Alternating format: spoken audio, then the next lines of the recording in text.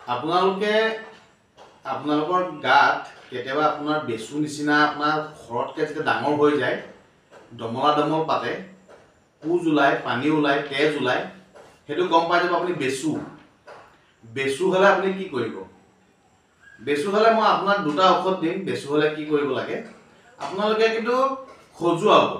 খজুৱালে কিন্তু আপোনালোকে নখে নখজুৱাব। নখে যদি খজুৱায় তেতিয়াহ'লে আপোনাৰ সেই ঘাঁ টুকুৰা আপোনাৰ বেছি বাঢ়ি বাঢ়ি গৈ থাকিব। সেইকাৰণে বেচু হ'লে খুব সতৰ্ক হ'ব লাগিব।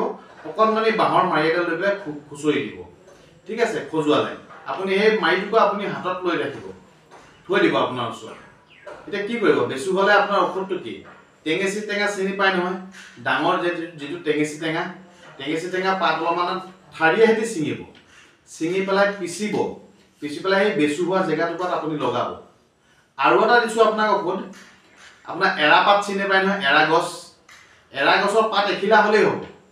আপোনাৰ ঠালটোৱে সৈতে ছিঙি আনিব, পিচিব, পিচি পেলাই সেই বেচু হোৱা জেগাটুকুৰাত লগাব।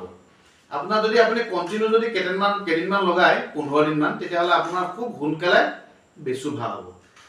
ধন্যবাদ।